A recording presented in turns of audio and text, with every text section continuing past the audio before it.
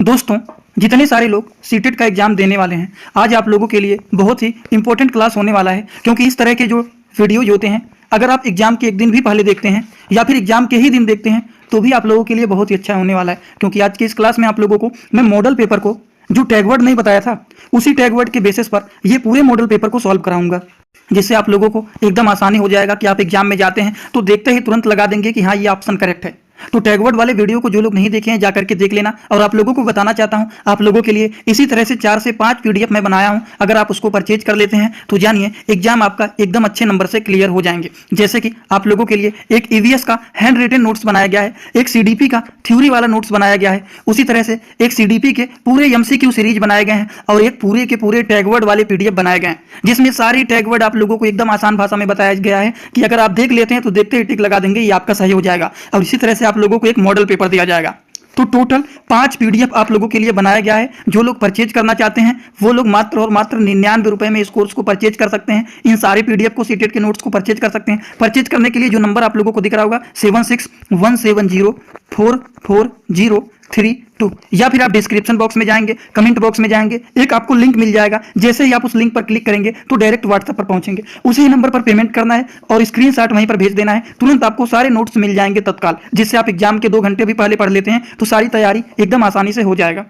जैसे कि एक क्वेश्चन को मैं आप लोगों को सॉल्व कराने जा रहा हूं। सीडीपी का सबसे पहला क्वेश्चन है। यहां पर कहा जा रहा है एक शिक्षिका अपनी कक्षा में विविधता को संबोधित कर सकती है। तो यहां पर मैंने निगेटिव टैग वर्ड में बताया था मानदंड। अगर दंड की बात कहीं पर आ जाता है तो वो ऑप्शन आपका सीधा सीधा गलत हो जाता है। तो आप सीधा ऑप्शन में आएंगे, देखेंगे यहां पर भी डी है, मतलब ये ऑप्शन गलत है। यहां पर भी डी है, ये भी ऑप्शन काट दो। यहां पर भी डी है, ये भी ऑप्शन काट दो। बचा हुआ है ऑप्शन ए आपका, मतलब ए, बी और सी। ऑप्शन ए आपका करेक्ट है।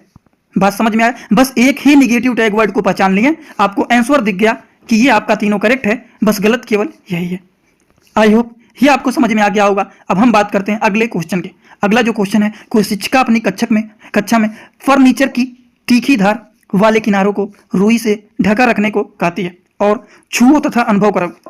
अगर आप कहीं पर भी देख लेते हैं, किसी को कहते हैं आप कि उस बच्चे को दिक्कत है, उसको कोई भी चीज टच करके बताओ, उसको अनुभव कराओ। जैसे कि इसको ऐसे टच करो और इसे दिखेगा, मतलब तो क्या होगा, ये 1 होगा। इतना बड़ा नोट होगा तो 2 होगा, मतलब उसकी आंखों से दिखता नहीं है, वो दृष्टि का विकलांग है। इसीलिए उनको कहते हैं छुओ और अनुभव करो।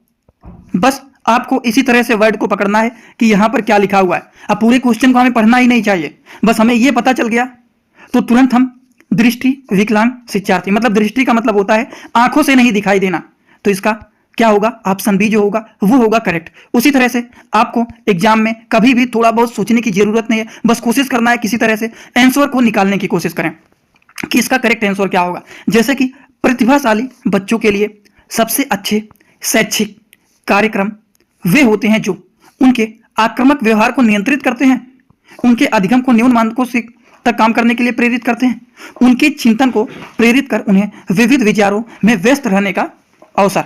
अब अवसर की बात अगर आ जाता है तो मैंने पॉजिटिव टैग वर्ड में आपको बताया है हमेशा कि अगर कहीं पर अवसर देने की बात आ जाता है तो आप बिना देखे ही, बिना सोचे ही, बिना समझे ही इस तरह के आंसर को करेक्ट लगा देना है। तो अगर अवसर देने की बात आता है तो आप तुरंत ऑप्शन डी को करेक्ट लगा करके चले आएंगे। अभी तक जितने सारे क्वेश्चन बताए हैं वो सारे आपकी टैग वर्ड पर सेट हो रहे हैं।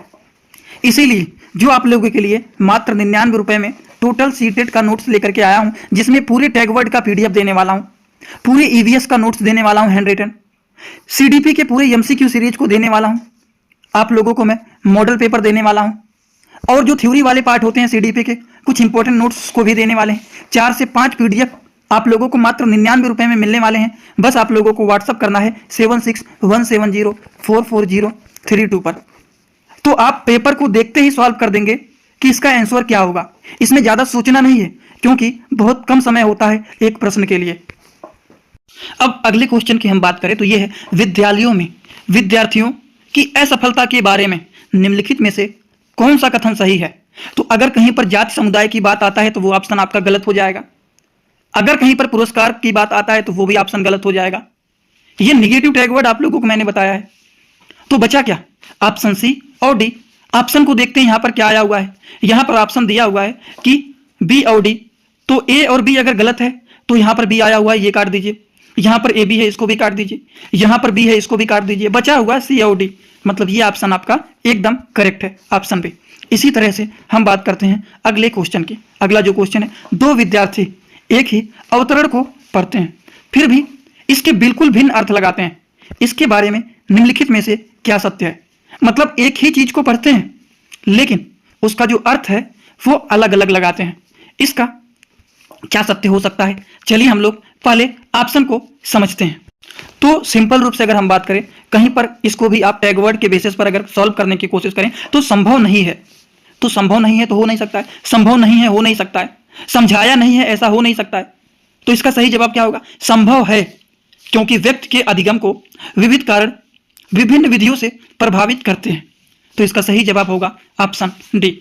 इसी तरह से हम बात करते हैं अगले क्वेश्चन की। अगला जो क्वेश्चन है, राष्ट्रीय पाठ्य चर्चा की रूपरेखा 2005 के अनुसार अधिगम अपने स्वभाव में डैश डैश और डैश डैश है। तो क्या होगा? देखिए, अधिगम अपने स्वभाव में सक्रिय और सरल है। ऑप्शन ए इसका होगा करेक्ट। तो थोड़ा सा भी अगर आप दिमाग लगाएंगे तो आपको आंसर एकदम दिख जाएगा, सोचने की भी जरूरत नहीं पड़ेगा। जैसे कि विद्यार्थी को स्वतंत्र रूप से चिंतन करने तथा प्रभावी शिक्षार्थी बनने में सक्षम बनाने हेतु शिक्षक के लिए यह महत्वपूर्ण है। अब क्या महत्वपूर्ण है? पुरस्कार की बात आ गया, गलत है।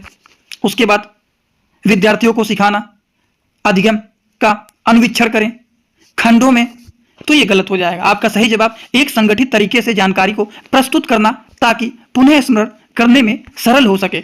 इसका ऑप्शन ए जो है वही होगा करेक्ट। हम बात करते हैं अगले क्वेश्चन की, जो इस तरह से क्वेश्चन आपके एग्जाम में बन सकते हैं। यदि कोई शिक्षिका चाहे कि उसके विद्यार्थी समस्या समाधान कौशल प्राप्त कर ले, तो विद्यार्थियों को ऐसे क्रियाकलापों में लगाना चाहिए जिसमें बहुविकल्पी प्रश्न हो, रटना समझाना हो, ड्रिल और अभ्यास हो, पूछना, तर्क करना, निर्णय लेना।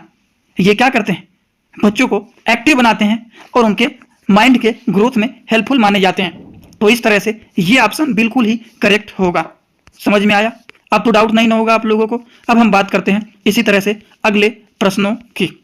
अगला जो प्रश्न है उसके बारे में हम बात करें तो ये है, कक्षा तक पहुंचने वाली बच्चों की भोली अवधारणाओं को जानना। क्या होगा इसका सही जवाब? शिक्षक के लिए अपने शिक्षण को अधिक सार्थक बनाने की योजना बनाने में सहायक होता है। इसका सही जवाब होगा ऑप्शन ए। बात समझ गए आप लोग? कोई दिक्कत तो नहीं ना है? समझ में आ रहा है? अगर आपने हमारे टैगवर्ड वाले वीडियो को देखा होगा या फिर आप हमारे नोट्स को परचेज किए होंगे, वो सारे लोगों को एकदम आसान भाषा में सारी बात समझ में आ रहा होगा, कोई भी डाउट नहीं हुआ होगा। अब हम बात करते हैं अगले क्वेश्चन की। अगला क्वेश्चन क्या कर रहा है? निम्नलिखित में से कौन से तत्व अधिगम को प्रभावित करते हैं? तो अगर प्रभावित करने की बात करें तो शिक्षार्थी की परिपक्वता, सही बात है। शिक्षार्थी को उत्प्रेरण करना, सही बात है। शिक्षण युक्तियां, सही बात है। शिक्षार्थी का शारीरिक और संवेगात्मक स्वास्थ्य, तो ये सारे जो आप देख रहे हैं ये सारे पॉजिटिव टैग वर्ड आपको दिख रहे हैं। अगर पॉजिटिव टैग वर्ड हैं तो ऑप्शन बी इसका करेक्ट हो जाएगा। ए बी सी डी चारों ऑप्शन आपके बिल्कुल ही करेक्ट हैं। अब देखिए अगले क्वेश्चन के बारे में बात करें तो सार्थक अधिगम है क्या है? जल्दी से बताइए। निजी अनुभव से ज्ञान की संरचनाओं का सक्रिय निर्माण, तो बिल्कुल यही ऑप्शन है आपका करेक्ट। इसी तरह से हम बात करते हैं अगले क्वेश्चन की। अगला क्वेश्चन क्या कह रहा है? विद्यार्थियों के प्रभावशाली अधिगम के लिए निम्नलिखित में से कौन सा शिक्षक के प्रारंभिक कार्यों में से एक नहीं है? अब एक नहीं है पूछा गया है, तो क्या नहीं है बताइए। चारों ऑप्शनों को आप पढ़िए, थोड़ा सा भी दिमाग लगाएंगे तो यहाँ पर लिखा गया है, बच्चों को यह सिखाना कि वे अपने अधिगम प्रयासों को कैसे देख सकते हैं और उसको सुधार कर सकते हैं, सही बात है। विद्यार्थियों को उपदेशात्मक विधि से सूचना प्रदान करना, सही है। इसका गलत आंसर है वो है ऑप्शन डी, तो यही सही होगा, जो नहीं है वही यहाँ पर सही माना गया है। इसी तरह से हम बात करते हैं अगले क्वेश्चन की। अगले क्वेश्चन के बारे में हम बात करें, विकास के सिद्धांत के बारे में निम्नलिखित में से कौन सा कथन गलत है? अब यहाँ पर पूछा गया है कौन सा कथन गलत है। अगर गलत पूछा गया है तो आप सिंपली देख सकते हैं, विकास एक परिणात्मक प्रक्रिया है जिसका ठीक ठाक मापन हो सकता है। बताइए, ग्रोथ का मेजरमेंट हो सकता है? पढ़े हैं आप लोग? नहीं हो सकता है। विकास का मेजरमेंट नहीं हो सकता है, तो ये आपका ऑप्शन गलत है। अब देखिए यहाँ पर लिखा गया है, डैश डैश तथा डैश डैश की विशिष्ट अन्योन्य क्रिया का परिणाम विकास के विविध मार्गों और निष्कर्षों के रूप में हो सकता है। तो क्या हो सकता है? वंशानुक्रम और पर्यावरण। तो ये ऑप्शन आपका बिल्कुल ही करेक्ट है। उसी तरह से हम बात करते हैं अगले क्वेश्चन की। अगला क्वेश्चन है विद्यालय और सामाजिकरण के बारे में निम्नलिखित में से सत्य है। क्या सत्य है? विद्यालय सामाजिकरण का एक महत्वपूर्ण कारक है। विद्यालय पहला मुख्य कारक नहीं होता है, ठीक, कोई भूमिका नहीं होती है सामाजिकरण विद्यालय, ठीक, सामाजिकरण विद्यालय थोड़ी बहुत भूमिका होती है, लेकिन एक महत्वपूर्ण कारक होता है। ऑप्शन बी इसका करेक्ट है। इसी तरह से आप लोगों के लिए जीन पियाजे के लिए जो बनाया गया है, जीन पियाजे से भी देखिए क्वेश्चन आप लोगों का आया हुआ है। देखिए क्वेश्चन आया हुआ है जीन पियाजे के संज्ञानात्मक विकास के सिद्धांत के बारे में निम्नलिखित में से कथनों में से सही कथन कौन सा है। अब आप बताइए इनमें से सही कथन कौन सा है। अब देखिए कहा जा रहा है जीन पियाजे के बारे में संज्ञानात्मक सिद्धांत के बारे में, तो किसी चरण को छोड़ा नहीं जा सकता क्योंकि ये चरण स्थिर हैं। बात समझ में आया? मतलब इसका ऑप्शन डी जो है वो है करेक्ट है। अब आप कहेंगे कैसे? तो जीन पियाजे ने कहा है कि यह आवश्यक नहीं है कि सभी बच्चों के विकासात्मक चरण एक ही समय पर दिखाई पड़े, परंतु यह निश्चित है कि सभी बच्चों को विकास के सभी चरणों से गुजरना पड़ता है। अर्थात संज्ञानात्मक विकास के किसी चरण को छोड़ा नहीं जा सकता क्योंकि ये सभी चरण निश्चित होते हैं, स्थिर होते हैं। इसीलिए इसका सही जवाब होगा ऑप्शन डी। अब फिर जीन पियाजे के क्वेश्चन एक और देखिए। जीन पियाजे के द्वारा प्रस्तुत संरक्षण के प्रत्यय से तात्पर्य है कि, अब क्या है, कुछ भौतिक गुणधर्म वही रहते हैं, चाहे बाहरी आकृतियां बदल जाए लेकिन वो वही रहता है। समझ में आया आप लोगों को? तो ऑप्शन सी इसका होगा करेक्ट।